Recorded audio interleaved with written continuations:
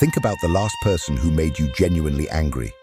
Not mildly irritated, not quietly frustrated.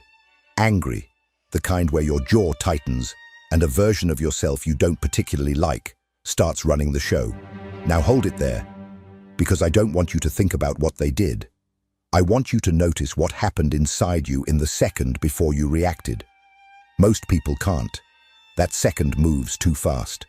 It feels like there is no second, like the event and the anger are the same thing, arriving together, inseparable.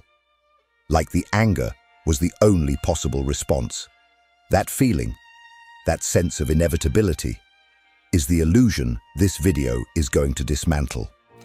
Marcus Aurelius was the emperor of Rome for 19 years. He governed during wars, plague, betrayals by people he trusted, and the deaths of children. He lived inside conditions that would have justified rage as a permanent state. And yet the private journal he kept, what we know today as the Meditations, reads as the record of a man in systematic daily practice of something most people never attempt, learning to observe the moment before reaction and choose what happens in it. He wrote in Book 6, "Things themselves have no natural power to form our judgments."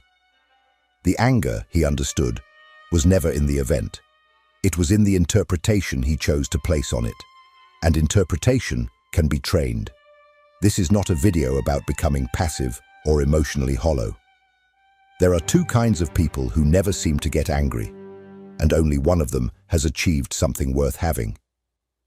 By the end of this video, you'll understand the exact mechanism Marcus identified, the three specific judgments that turn any neutral event into a personal provocation, and you'll have the concrete tools to interrupt that mechanism the next time someone you know starts pulling the strings.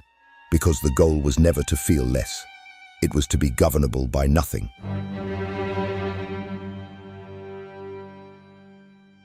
You know the type. The person in your life who never seems to lose it. The one who absorbs insults without flinching, who sits through confrontations that would send most people into a spiral, who remains recognizably themselves when everyone around them has stopped being themselves. You've probably admired them. You may have wondered what they know that you don't. Here is what most people assume, that this person simply doesn't feel things as sharply, that their composure is the product of some constitutional advantage, a nervous system that runs cooler, a temperament that was never wired for intensity. They weren't made angrier than average, so they don't get angry. Simple as that. Marcus Aurelius would have called that diagnosis lazy, because there are, in fact, two entirely different things that can produce the appearance of a person who doesn't get angry. The first is suppression, anger that is felt, then pushed down, then carried forward as a slow accumulation of pressure that surfaces eventually as something uglier. Contempt, withdrawal, a sudden and disproportionate explosion at the wrong moment over the wrong thing. The second is what the Stoics called apatheia. Not indifference, not emotional flatness, but the absence of being governed by passion. The two look identical from the outside. From the inside, they are nothing alike. Suppression is a dam. Apatheia is a different relationship to the water. In the Meditations, Marcus writes to himself repeatedly about men who appear calm, but whose calm is performance, who have learned to wear the face of equanimity without building the interior structure that would justify it. He was deeply suspicious of that kind of composure. He knew it because he had practiced the alternative, not the suppression of the impulse, but the refusal to be sequestered by it, to feel the pull of anger without granting it authority over his next move. The question worth sitting with now is not whether you get angry. The question is what you do with the anger before it exits your body. Do you notice it moving through you as a signal, something worth reading? Or does it arrive already in command, already deciding what your face does and what your mouth says? Most people have never made that distinction in real time. They experience anger as something that happens to them, not something they participate in constructing. That construction, the specific mechanism by which a neutral event becomes a personal affront, is exactly what Marcus spent decades mapping, and it turns out to run on only 3 moving parts. If this content is making sense to you, click the subscribe button and subscribe to the channel. Thank you for your support.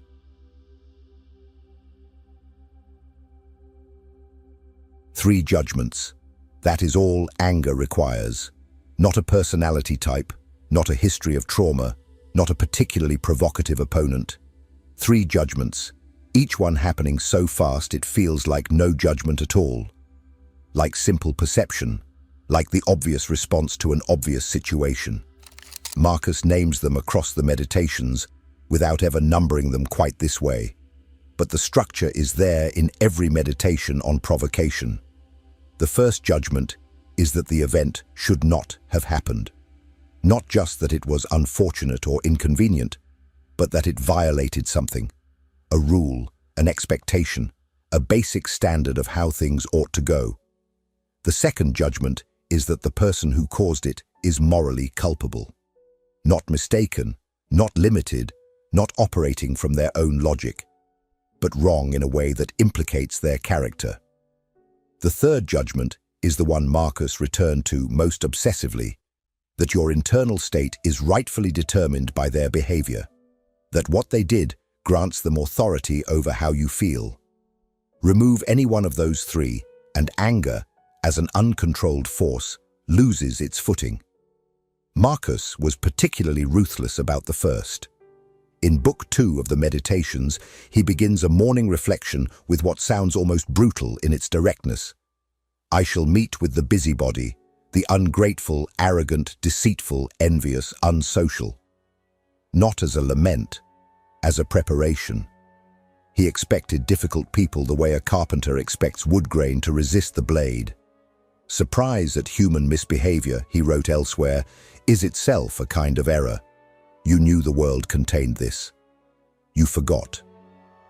And in the forgetting, you granted the event the power to shock you, and shock is the first condition anger requires. The second judgment, moral culpability, is the one that gives anger its particular heat. There is a difference between finding someone's behavior inconvenient and finding it condemnable. Marcus pressed hard on this distinction. Most of what looks like malice, he argued, is ignorance.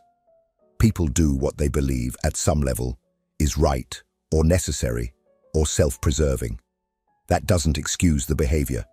It does strip the anger of its most toxic component, the sense that this person deserves your fury, that your rage is a form of justice.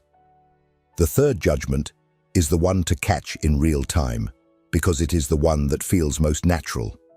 Someone cuts you off in traffic, and your pulse spikes. That feels automatic, biological, not chosen. But Marcus was precise about this. In Book 6, he wrote that things themselves have no natural power to form our judgments. The spike is real. The meaning you attach to it, that it matters, that it reflects on you, that it demands a response, that is added. And what is added can be withheld. The practice that follows from this is not complicated, but it requires a kind of deliberate slowness that runs against every instinct. The next time you feel anger rising, before you do anything, locate which of the 3 judgments is loudest. Is it the conviction that this shouldn't be happening? The verdict on the other person's character? The sense that your state is now their responsibility? You don't have to dissolve the judgment. You just have to see it as a judgment, a thing you are doing, not a thing being done to you. That gap, between the event and the meaning you make of it, is where everything Marcus wrote lives. And that gap has a name. Marcus called the faculty that creates it the hegemonikon, the ruling principle. Understanding what it is and how to train it is where this goes next.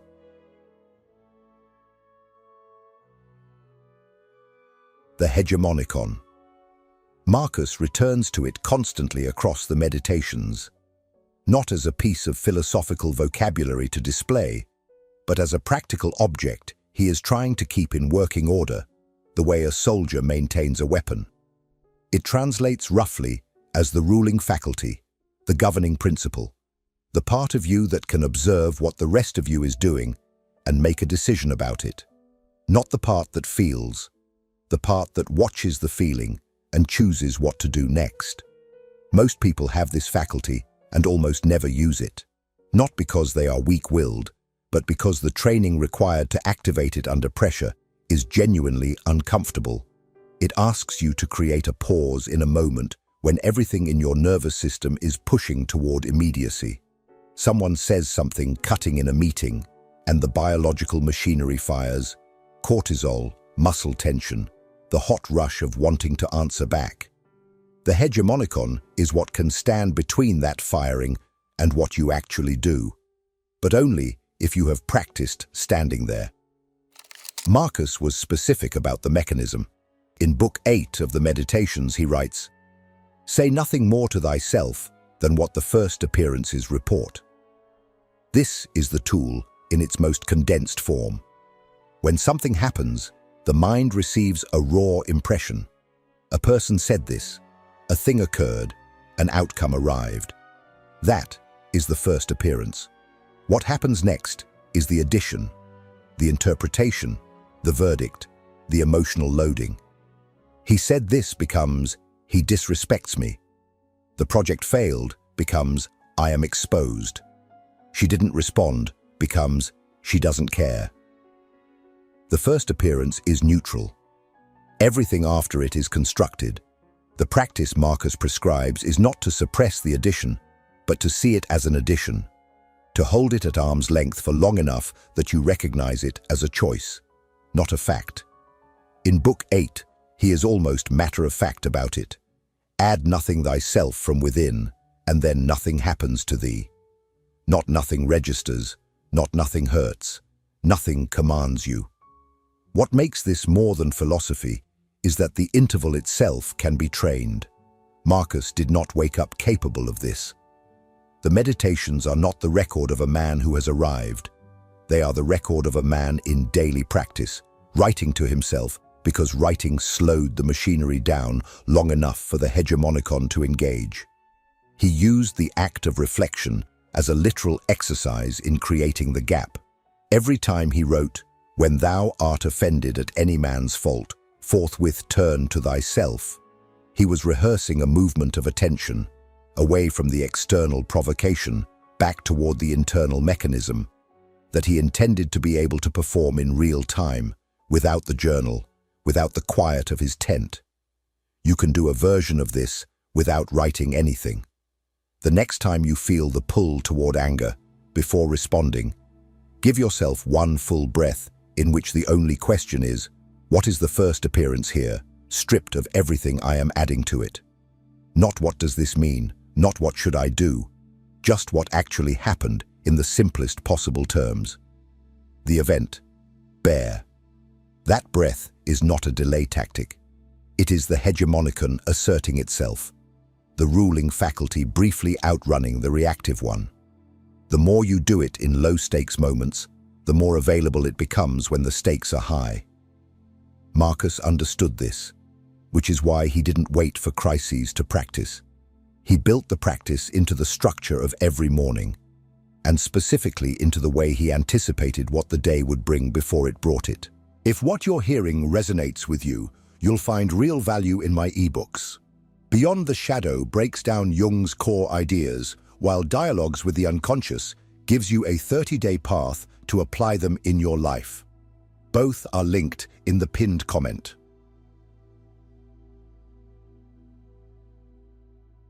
A man who governed Rome began every morning the same way, not with strategy, not with correspondence, not with the administrative machinery of an empire, with a reminder. In Book 2 of the Meditations, Marcus writes the instruction to himself plainly. Begin the morning by saying to thyself, I shall meet with the busybody, the ungrateful, arrogant, deceitful, envious, unsocial. Read that without the philosophical framing, and it sounds almost grim. Why would anyone start their day cataloguing the worst of what other people are capable of? The answer is that Marcus was not pessimistic. He was precise. He understood something about the architecture of anger that most people miss. The trigger is rarely the behavior itself. The trigger is the gap between what you expected and what arrived. Surprise is the accelerant. Remove the surprise, and anger loses half its momentum before it begins. This practice has a name in Stoic philosophy: premeditatio malorum, the premeditation of adversity. Marcus applied it not just to illness and loss and death, as the Stoics often did, but to the texture of ordinary days. The colleague who takes credit for your work, the family member who reliably says the thing that lands wrong, the person in the meeting who speaks over you. These are not anomalies to be shocked by. They are features of the social world that a rational person should account for in advance. The mechanism is straightforward. Anger at a person requires, among other things, the judgment that they should not have done what they did, that it violated a reasonable expectation. Marcus's morning practice systematically dismantles that expectation before it calcifies. By the time the difficult person arrives, you have already placed them in the category of difficult people, which is where they belong, rather than in the category of exceptions to a world that normally cooperates with you. The world does not normally cooperate with you. Marcus, emperor of that world, knew this better than most. The practical form of this is not about becoming cynical about people.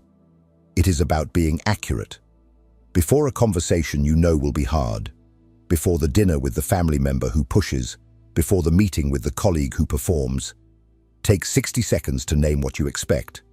Not what you hope, not what would be fair, what will probably happen, based on who this person has shown themselves to be.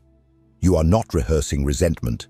You are removing the condition that anger requires, the sense of being caught off guard, of this being somehow unacceptable, of the world failing to meet a standard it never agreed to meet. Marcus went further than simple anticipation. He wrote that when you encounter a person acting badly, you should remember that they are doing so out of ignorance, not of facts, but of what is actually good for them. For we are made for cooperation, he wrote in Book 2, like feet, like hands, like eyelids, like the rows of the upper and lower teeth. To act against one another, then, is contrary to nature. The person who cuts you down in front of others, who lies to protect themselves, who withholds what they could give. They are, in Marcus's framing, making an error about their own nature, not a moral monster, a person who hasn't understood what they are. That framing doesn't require you to excuse the behavior. It does make it significantly harder to sustain the particular species of anger that feeds on contempt. The premeditation practice and the hegemonicon work together. One removes surprise before the moment, the other creates space inside it. But there is still the question of what to do with the anger that arrives despite all of this, because it will arrive. And Marcus had a specific answer for that too.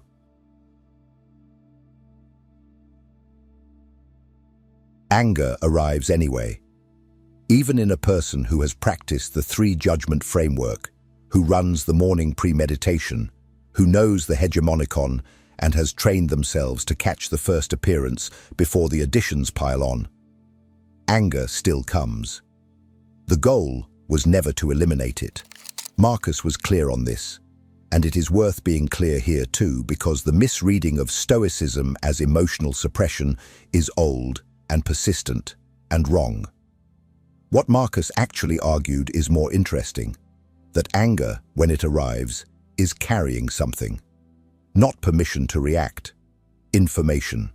Specifically, information about what you value, and about the distance between what you value and what just happened.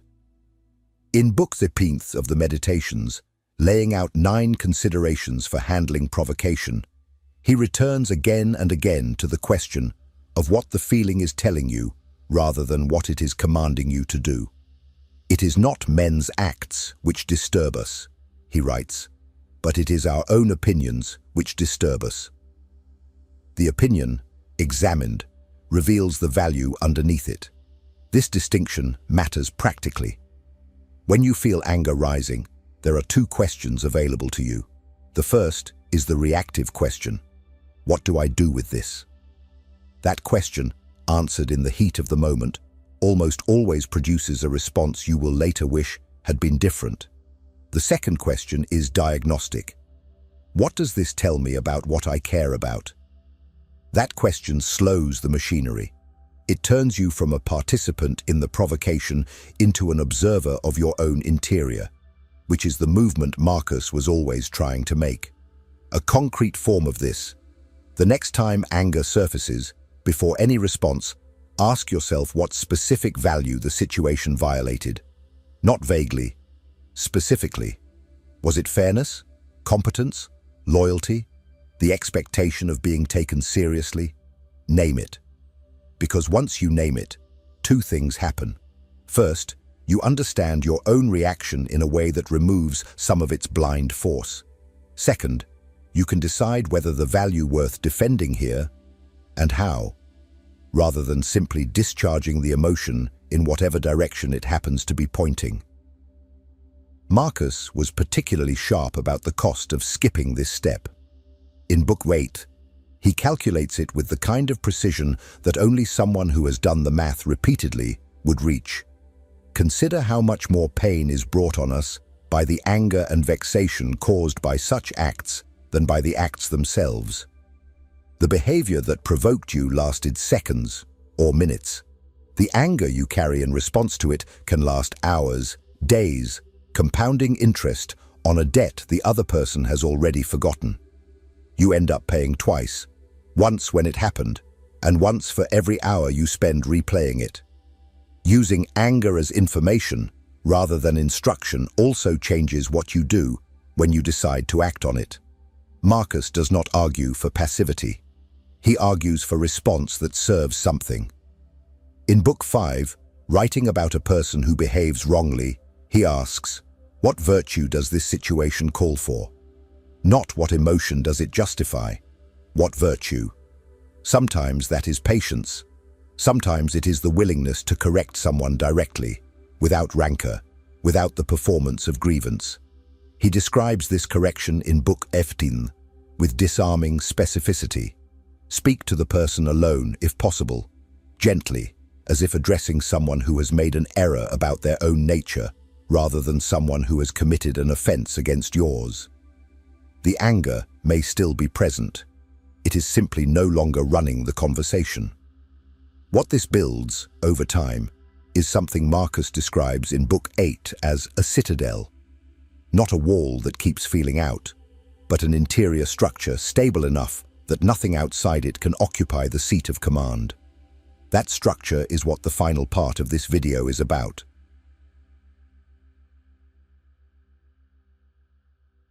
The meditations were never meant to be published. Marcus wrote them for himself. Field notes from a man trying, daily, to remain governable under pressure that would have justified the opposite. He was not writing from a position of having solved the problem. He was writing because writing was how he kept practicing. The journal is full of repetition, the same instructions to himself appearing across books, because the practice never became automatic. It had to be renewed every morning. That detail matters for anyone who approaches this material looking for a threshold to cross, some point after which anger stops being a problem. Marcus never reached that point. What he reached was something different, a stable enough interior structure that when anger arrived, it did not find an empty house to occupy. It found a resident, someone already there, already watching, already in the process of choosing. In Book 8, he calls this the citadel. The mind which is free from passions is a citadel, for man has nothing more secure to which he can fly for refuge. The metaphor is worth sitting with. A citadel is not a place where nothing happens. It is a place with walls sufficient to determine what enters and what does not. Marcus was not describing emotional vacancy. He was describing a kind of structural integrity, the capacity to be present inside a provocation without being dissolved by it. What distinguishes this from suppression, finally and completely, is what happens to the person over time. Suppression accumulates. The person who has spent years pushing anger down carries it as a kind of ballast, heavier for every incident absorbed without processing. prone to displacement, likely to surface in forms that bear no visible relationship to the original cause. The person who has built what Marcus built carries something different, not less feeling, less automaticity. The feeling moves through without setting up residence. It informs without commanding. It arrives and, having been read for what it contains, releases. Marcus governed an empire in that condition. He received news of betrayals, military disasters, the deaths of children, philosophical attacks on everything he valued. And the record of his private response is not bitterness, not the slow calcification of a man who has been through too much, but something that reads more like clarity. A man who had decided, repeatedly and at cost, that his internal weather would not be determined by external events. Not because he didn't feel them, because he had trained a faculty that stood between feeling and reaction and kept the door. The art in the title of this video is not a metaphor. It is a skill, with a structure and a practice and a measurable result. The three judgments can be identified. The hegemonicon can be trained. The premeditation can be run. The anger, when it arrives anyway, can be read rather than obeyed. None of this is comfortable, and none of it is quick. Marcus spent 19 years as emperor and was still writing instructions to himself the night before campaigns. The practice does not end, it deepens. What changes, with enough practice, is not that you stop feeling the pull. It is that the pull stops feeling like the only option.